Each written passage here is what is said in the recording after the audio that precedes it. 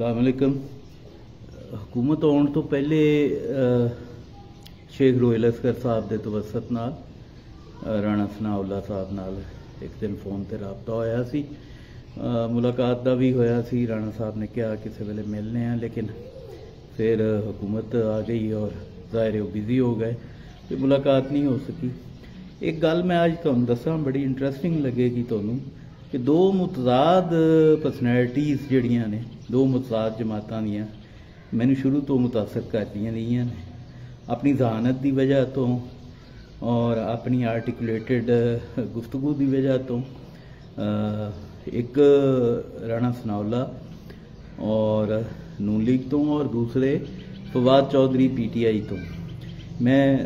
गुफ्तगू की और मुकालमे की कैपेसिटी की गल कर रहा। ये दोवें साहिबान जड़े ने ये अपनी गुफ्तगू च काफ़ी आर्टिकुलेटेड ने और दलील तवील इन्हां कोल हुंदी है। बाकी पीपल्स पार्टी का तो तुहानूं पता ही है, माजी की जमात साडी रही है, और पीपल्स पार्टी पंजाब च काफ़ी सारे ऐसे लोग ने, चौधरी मंजूर होण या कमरजवान कायरा साहब होण या जिहड़े खोखर साहिबान ने इस्लामाबाद वाले वो होण, ये सारे अच्छी गुफ्तगू फरमाते हैं। बहरहाल राणा साहब की मैं गल करन लग्या सी कि मैं चूँकि उन्होंने लाइक भी करना, पसंद भी करना, और मैं इस लिहाज नाल खैर ख्वाह भी हाँ उन्होंने कि उन्होंने कोई बेवजह या कोई ऐसा चीज़ ना होए जिहड़ी कि उन्होंने वास्ते मुनासिब ना होए। एक मेरी ऑब्जरवेशन है, उन्होंने मुताबिक शायद होए ना होए, लेकिन मैं चूँकि अपनी गल कर रहा, अपना एक तजवीज़ा दे रहा और उन्होंने तक पहुँचानी चाह रहा, तो इस वास्ते मैं दसना चाहना कि ये अजकल जिहड़े जियाले और पटवारी मतवाले यानी नून लीग वाले नौजवान और ईवन साडी अपनी पंजाब नैशनल मूवमेंट के मेरे जिहड़े छोटे वीर ने और मेरे बच्चे ने, बेटे ने मेरे, ये भी अजकल ना राणा साहब नूं बहुत लिफ्टी पंप मार रहे हैं। हाजी साहब ने डंडा फड़िया, सुर्ख कर देणगे, इंज कर देणगे, इंज कर देणगे। मैं राणा साहब अगे तरला है मेरा कि राणा साहब ये लिफ्टी पंप जिहड़ा है ना, इन्हूं कबूल ना करना। हुकूमतां दा कोई पता नहीं लगता, वक्त बदलन लग्या कोई पता नहीं लगता, तो प्लीज़ अपना ख्याल करो और कोई ऐसी अपने गल च इन्हां दे पंप च आए कोई ऐसी चीज़ ना पा बैना गल च कि जिहड़ी तुहाडे वास्ते फ्यूचर च मुश्किल पेश आए। तुहानूं इत्थे कोई काबिल एतमाद और काबिल एतबार ताकत नहीं ने जिन्हां दे कोलों तुसीं हुकूमतां लैके आउंदे हो या वो लैके आउंदे ने। वक्त बदलन लग्या उही गल है कि देर नहीं लगती। तो एक वैलविशर के तौर पर मैं यही कहांगा कि कोशिश करो कि, और दूसरा एक होर चीज़ भी अर्ज कर दिया मैं कि राणा साहब ये पोलिटिकली भी तुहानूं ये चीज़ बहुत नुकसान देगी। देखो तुसी अर्बन एरिया च बैठे हो, तुसी कोई पिंड दे हल्के च नहीं बैठे हो कि जिथे डांग सोटे वाला बंदा पसंद किया जाएगा। जिवें साडे एक हुंदे सन, उन्होंने कहा भाई मेरा जो साथी होगा वो चोर भी होगा तो मैं तो उसके साथ खड़ा हूँगा, मैं तो धड़ा कुटूँगा। ठीक है, वो लाइक किया गया, एक मर्दां वाली गल समझी जाती, लेकिन पिंडां दे हल्कियां च, शहरां च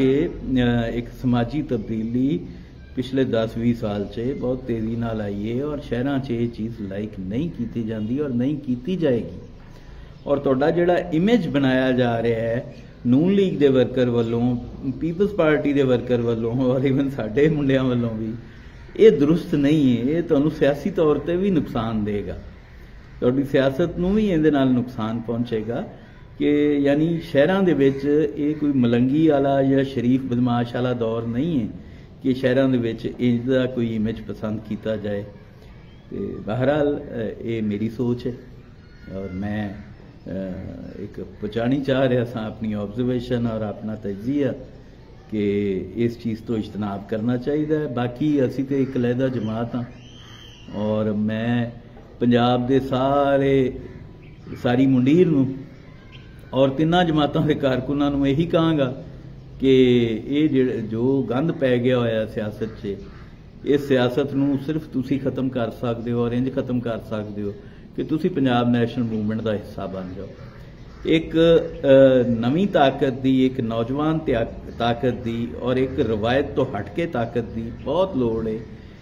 क्योंकि जो पीटीआई की शक्ल च चीज़ सामने आई है, जो प्रोडक्ट सामने आई है, उन्हें नौजवानों की अक्सरियत काबू कर ली, कैप्चर कर ली और मियाँ साहिबान और जरदारी साहब के खिलाफ गलत या दुरुस्त, मैं ये नहीं कह रहा कि उन्होंने खिलाफ प्रोपेगेंडा जोड़ा दुरुस्त है करप्शन का, गलत या दुरुस्त बहरहाल जो भी है वो लग नहीं रहा कि इनका मुकाबला कर सकन इस चीज़ का, क्योंकि ये दोवां जमातां जिहड़ियां ने ये नेपोटिज्म है, इन्हां दीयां क्यादतां च, इन्हां दी क्यादतां च एरोगेंस है, तकबर है, ये बंदे नूं बंदा नहीं समझदे, इन्हां नूं मुट्ठी दाबे वाले बंदे चाहिए ने जिहड़े इन्हां दी खुशामद करदे रहन, जिहड़े इन्हां दी क्यादत अगे बोल ना सकन। मैनूं तुसीं दसो किन्ने लोग होणगे जिहड़े नून लीग दे विच मरियम दी आवाज़ नूं या शहबाज शरीफ नूं या नवाज शरीफ नूं मूँह ते बैठ के किसी गल दे उत्ते काउंटर कर सकन, किन्ने होणगे पीपल्स पार्टी च जिहड़े बिलावल नूं टोक सकन, पीपल्स पार्टी दे विच बैठे, या आसिफ जरदारी साहब नूं टोक सकन या कह सकन कि तुहाडी फलां पॉलिसी दुरुस्त नहीं।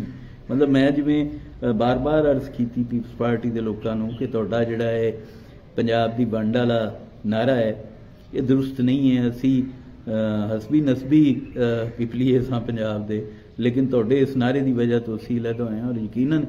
सिर्फ असी नहीं अलहदा होए, होर भी बहुत सारे लोग जिहड़े कि चलो साडे वर्गे नहीं होणगे पुराने खैरख्वाह पीपल्स पार्टी के कारकुन, लेकिन उन्होंने भी पीपल्स पार्टी इस बुनियाद ते बिल्कुल ही रद्द कर छड्डी। सो लेकिन ये गल मेरा नहीं ख्याल कि कोई सैकेंड टेयर की क्यादत जरदारी साहब तक अपड़ा सकी होवे या दस सकी होवे। मैं बथेरियां दे इंटरव्यूज़ भी कीते इस सिलसिले गलबात भी की। गल करन दा मकसद, इंटरव्यू करन दा मकसद मेरे वास्ते इस तो ज़्यादा कुछ नहीं सी कि पंजाब दा मुद्दा जिहड़ा है वो हाईलाइट होए, लेकिन ये गल ना नून लीग की समझ आई ना पीपल्स पार्टी की समझ आई, और पीटीआई भी तुहानूं पता है पंजाब की वंड के हक च असी शदीद खिलाफ हाँ और असी इस कॉम्प्रोमाइज़ नहीं कर सकते। इस वास्ते असी इन्हां दी जमात किसी का भी हिस्सा नहीं बन सकते, लेकिन ये चीज़ मैं नोटिस की है कि नून लीग च भी न्यू कमर्स वास्ते, नौजवानों वास्ते, नवी सोच वालियां वास्ते, नवे आइडियाज़ वाले लोगों वास्ते कोई थां नहीं, और यही चीज़ पीपल्स पार्टी च भी है। पीटीआई चूँकि न्यू बर्थ है कि ਉਹਦੇ ਵਿੱਚ जो कुछ भी है इस वक्त तो फिलहाल होगा अपने तौर पर ही नवी सोच है, ਉਹਦੇ 'ਚ ਕਿਸੇ ਨੂੰ ਰੋਕਣ ਟੋਕਣ ਦੀ ਲੋੜ ही कोई नहीं, क्योंकि ਉਹਨਾਂ ਦੀ क्यादत, ਉਹਨਾਂ ਦਾ सारा पार्टी स्ट्रक्चर, ਉਹਨਾਂ ਦੀ सैकेंड टेयर क्यादत वो सारे ही एक नवा सिलसिला है, तो लिहाजा उन्होंने तो मसला नहीं है, लेकिन पीपल्स पार्टी तो नून लीग में बहुत शदीद मसला दरपेश है और वो समझण भी तैयार नहीं। बहरहाल अपना ख्याल रखिया जे जी, राणा साहब तक ये गल पहुँच जाएगी मेरे ख्याल से, उन्होंने व्हाट्सएप पर भी मैं कर देंगा, वीडियो सेंड कर देंगा। बाकी भी कोई दोस्त, कोई वीर, कोई भरा पीपल्स PMLN का होवे तो वो भी ये फॉरवर्ड करे गल उन्होंने तिकर। और दूसरा मैं ये कम से कम PNM के कारकुनां नूं कहांगा कि तुसी ये काम ना करो। राणा साहब भले बंदे ने और ये एक खतरनाक खेड है। अपना ख्याल रखे, रब रखा।